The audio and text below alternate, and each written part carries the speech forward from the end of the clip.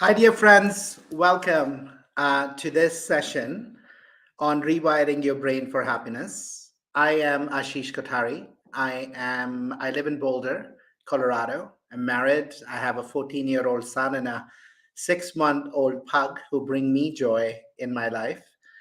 And a year and a half ago, launched a company called Happiness Squad after spending about 17 years at McKinsey, focused on large scale transformations, and in the last 5 years, focusing on adaptability, well being, and resilience.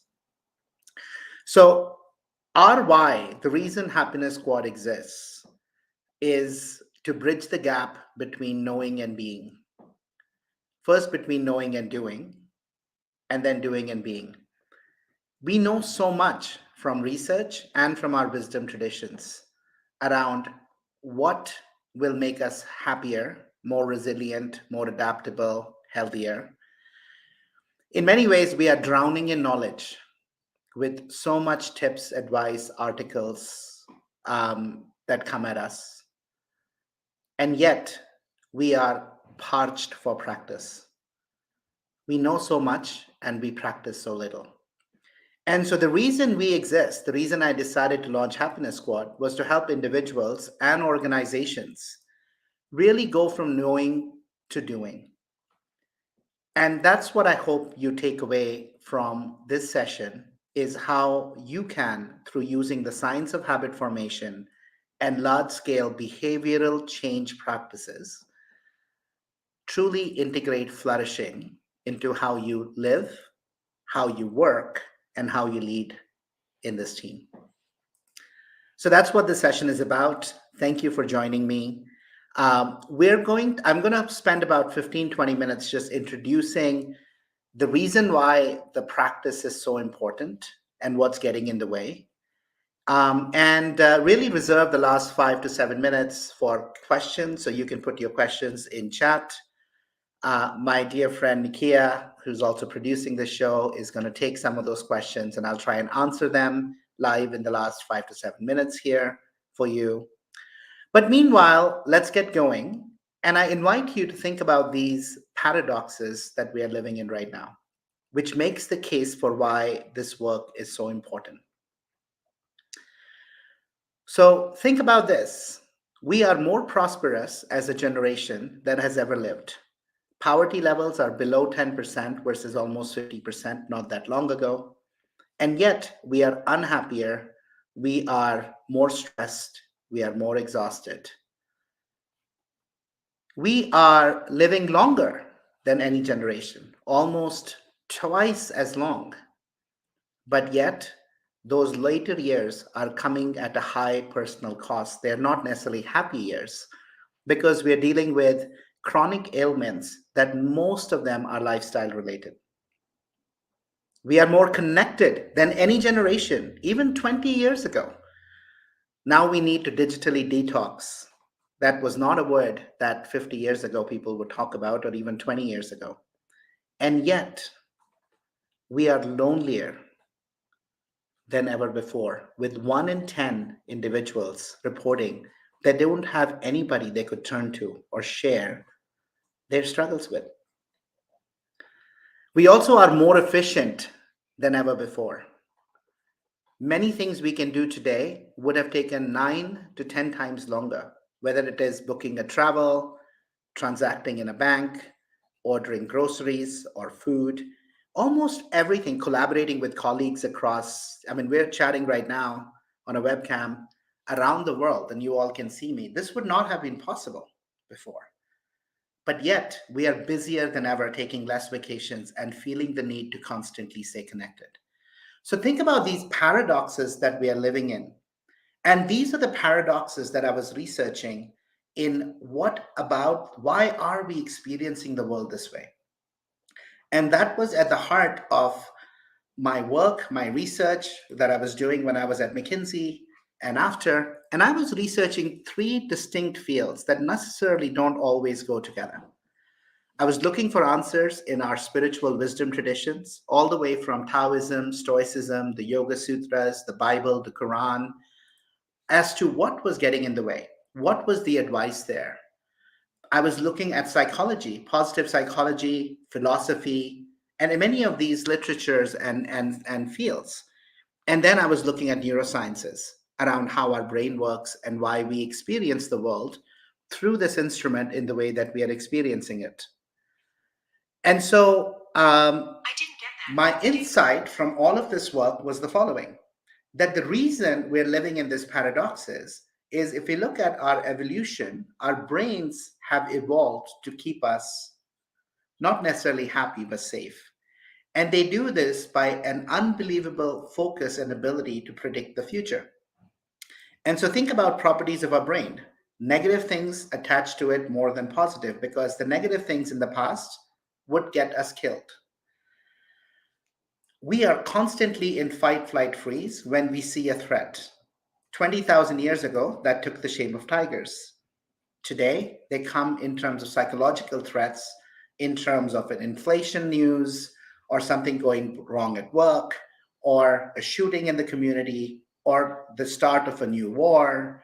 All of these threats that we experience as real as physical threats put us into a fight, flight, freeze mode, the amygdala hijack.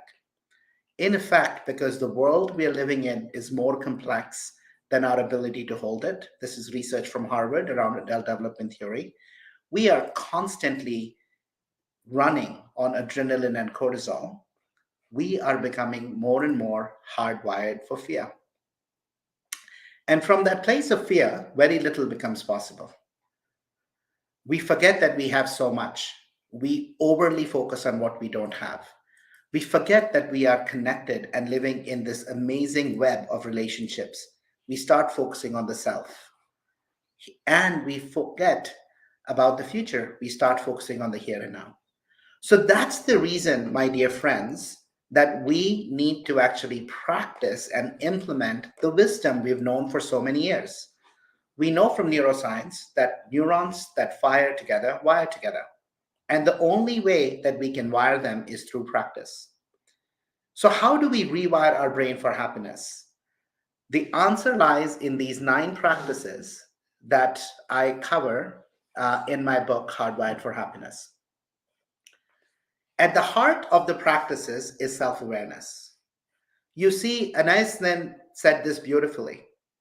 We see the world as we are, not as the world is. Everything we think we are experiencing out there, we are experiencing in here through a mental projection and story and fillers that our brain is creating based on our past experiences. And it's often these beliefs and our ways of seeing the world that are at the heart of our suffering. The difference between resilient mindsets and protection mindsets is in the questions and the lenses through which we seek to experience the world. Once we get clear on how we are making sense of the world, which beliefs are serving us, and which beliefs are not serving us and hence discard them, we can truly start to activate every other petal in the sunflower.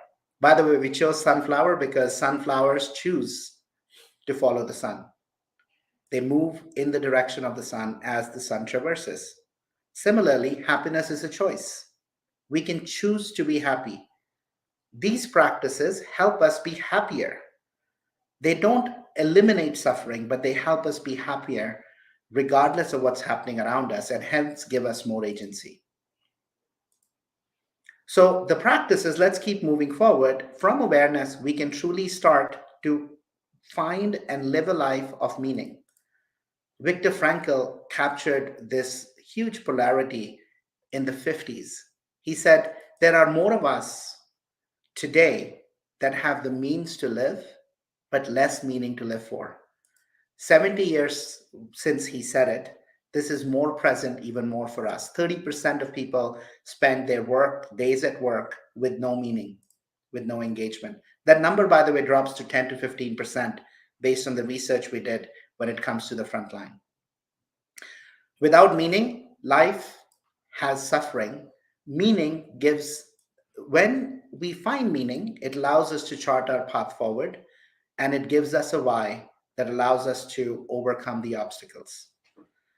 With awareness, we can choose to be mindful. Because if we are not aware, how do we even know if we are in the past or we are in the future?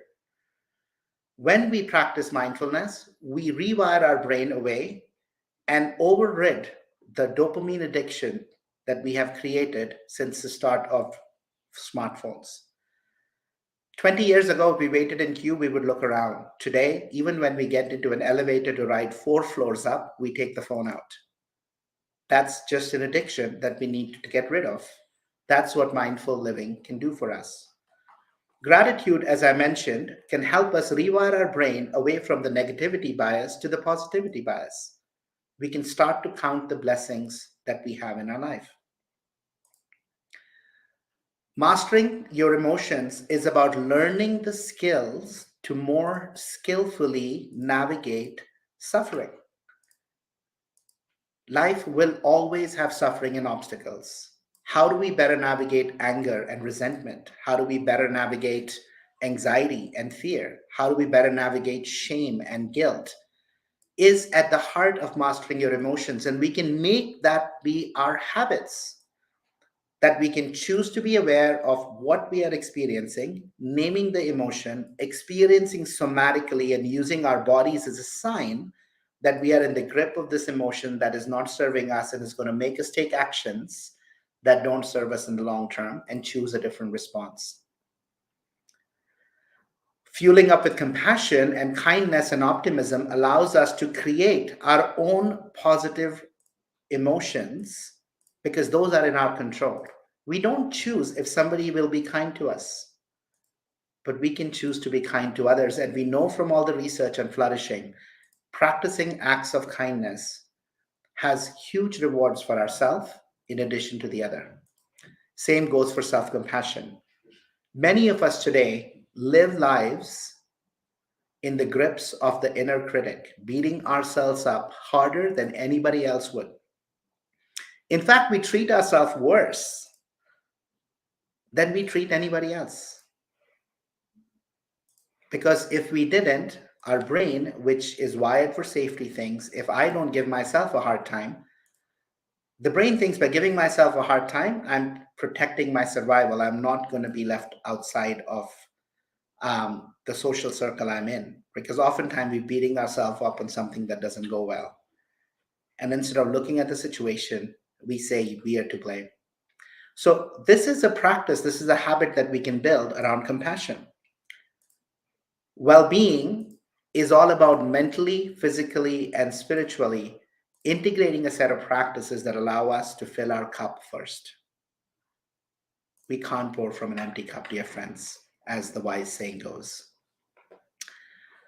Building a community, one of the biggest drivers of flourishing based on the research at Harvard is how we build deep relationships with our friends, with our family, and with the broader network. It fundamentally drives us to be more successful as well and increases our health. So a big element, and both well-being and community are things that often get pushed to the side in the busyness of our life when we are hustling for worth out there, trying to conquer and achieve the next project, the next milestone, the next promotion, the next $10,000 or $100,000 in the bank. And yet, these practices, if done consistently, actually help us be more successful, get more promotions faster, and allow us to have a much better life as we are older. And the last is living intentionally. Living intentionally is about building a set of habits that allow us to be in control of the world in which we live and how we move, versus continuously reacting to what the world is throwing at us. And so many of us start this right when we wake up, right? We pick up the phone and check what's out there. And right away, we might have decided to wake up intentionally and take care of ourselves, be more mindful. But right away, the moment we pick up the phone, the message in the phone is where our brain goes, and that's how the day goes. So these 9 practices, dear friends, every one of them is grounded in research from psychology and neuroscience that with practice can truly rewire our brains away from fear towards joy, away from scarcity towards abundance, away from self to love and union with each other because we are living in such an interconnected web. Now, to help do this, it's easy to say this is great. You would probably know of many of these practices. You might not have seen awareness at the heart of it. So I invite you to think about how you can integrate this into your lives. And I offer the following. You can check this out on our website, but you can always design this on your own too. So what we decided was, what if we actually use the science of habit formation to help people integrate this into their lives? What if we broke each one of these practices that we know about, but we don't practice, into things that we could do in 5 minutes or less daily? What if we could actually tie it to what people do at work every day? So there's an implicit anchor there, right? And there's also an opportunity to just change what we are doing versus adding new things, because I don't know about you, but I don't have a lot of space in my life. I have a 14-year-old son. Um, we're running a startup. Life is busy. But if we change how we do everyday things, we have lots of time. So, for example, instead of meditating in the morning, can we choose to be mindful for a minute in 7 to 10 activities we do through the day? I don't have to do new activities, but I can be mindful when I brush. I can be mindful when I have a cup of coffee. I can be mindful as I take the first minute of bites from my food. The experience increases, the quality of our experience increases, and we are training our brain throughout the day to be present with what we are doing. The same goes for gratitude. Instead of doing a gratitude journal at home by myself, what if as a team at the end of the week, when we have our meeting, planning meeting or a review meeting, we step back and collectively thought about 3 people who made a real positive impact in our team today, this week. Those who might report to us, suppliers, customers, somebody in the government, somebody in the community. And we recognized them and we reached out to them and called them and said, hey, thank you. We appreciate what you did for us. Being valued is one of the biggest drivers of when people leave, when they feel that they're not valued. And just through the simple act of integrating this into our weekly processes, we can form habits as a team and as individuals. So we don't just have to know the practices, we can do them. And you know what? When we do this as a team, that's the next benefit that you get from the science of habit formation. If I decide to do something as a New Year resolution, usually 4 to 6 weeks and it's gone, if not even sooner. If I commit to somebody else, the chances are higher that I will stick to it. But if we do it together as a team, they stick for much longer, almost 6 to 9 months longer. And by that time, it becomes part of our routine. So if you want to move more, jointly decide as a team which meetings do you want to make it into walking meetings that you do together outside. By the way, you'll also benefit from more creativity and more innovation and less stress, as proven by research. So that's the idea behind these. So my invitation is, you can, of course, look at the program we've designed. Happy to chat with you around that. But you can do this yourself too. Take the practices that you want to integrate into your life and make them small. Tie them to what you do every day. Celebrate every time you do it, and best do it together with a team. So that's how we can, one step at a time, 5 minutes a day, rewire our brains away from fear towards happiness. And through that, achieve so much more individually and as teams.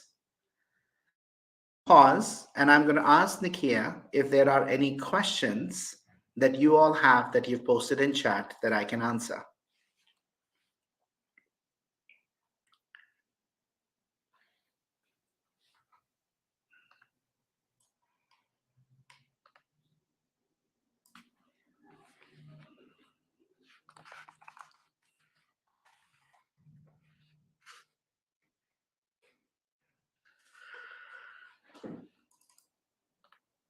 There are no questions right now, but please feel free to ask us questions in the chat.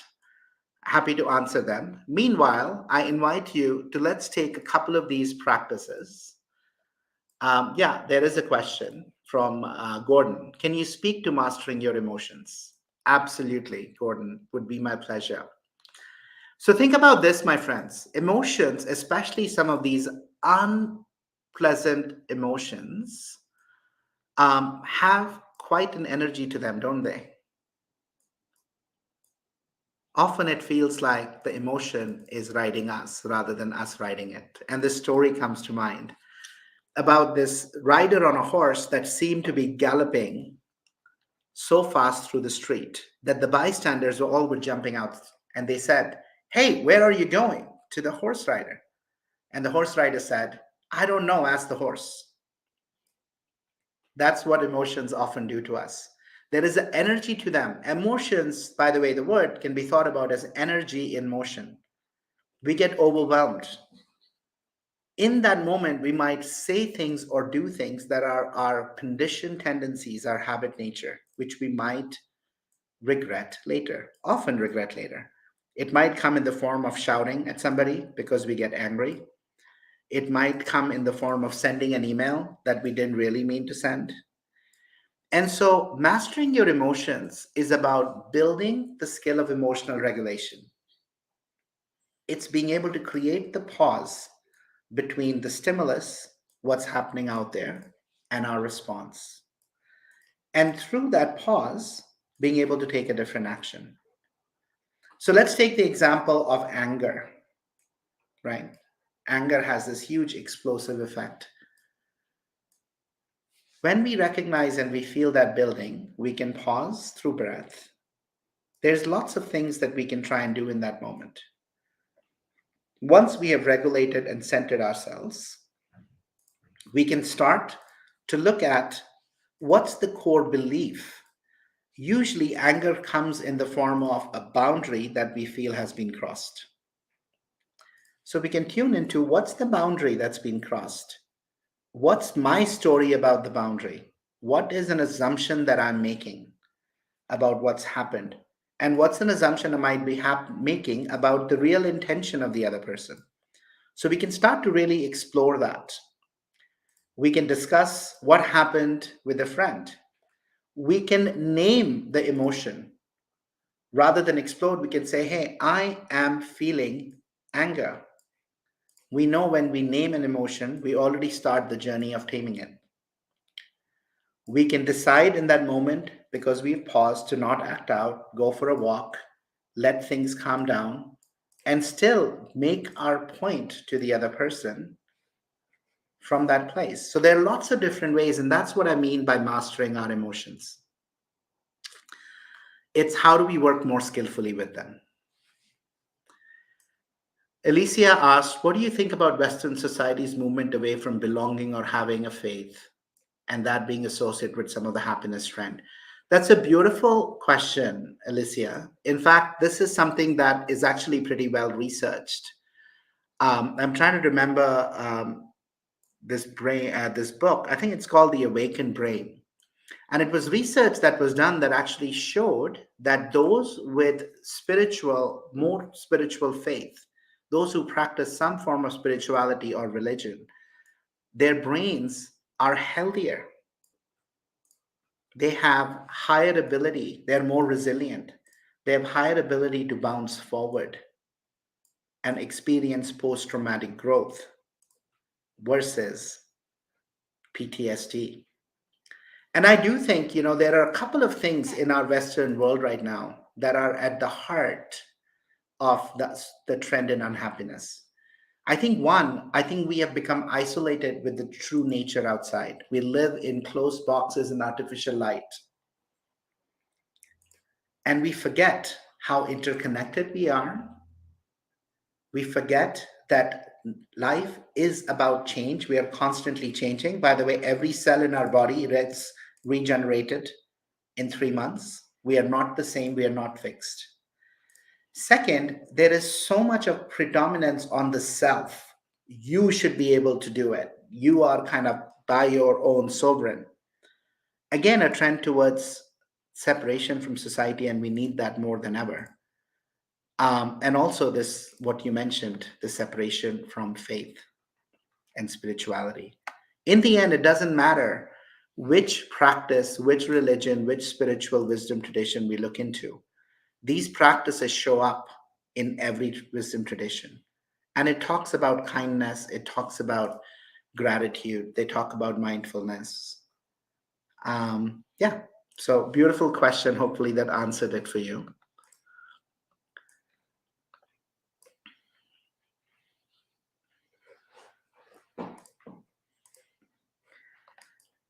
So, dear friends,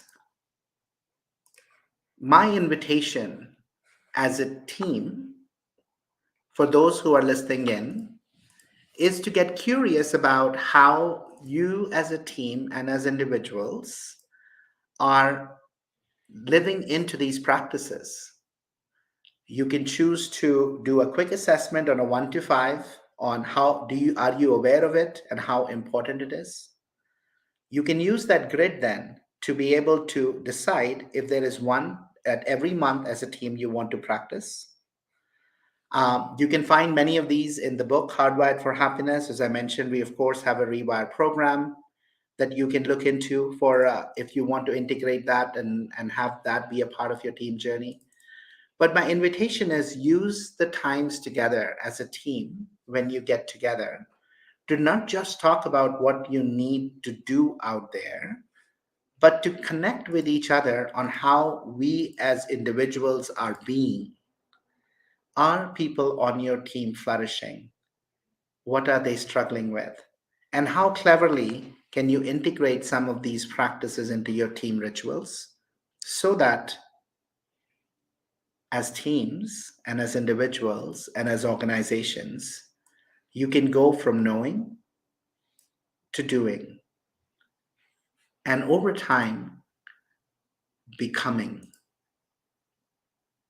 hardwired for happiness.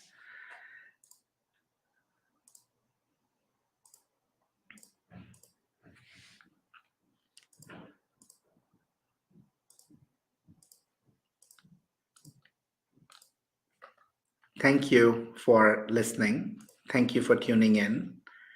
And thank you for being a part of this beautiful community that is that has been created here by Future of Good, where you can connect with so many others and really start to integrate the beautiful learnings that are being shared across these concurrent sessions into your teams. We truly are living in such a beautiful world. We have so much. And I think the change starts from us. The change starts from within.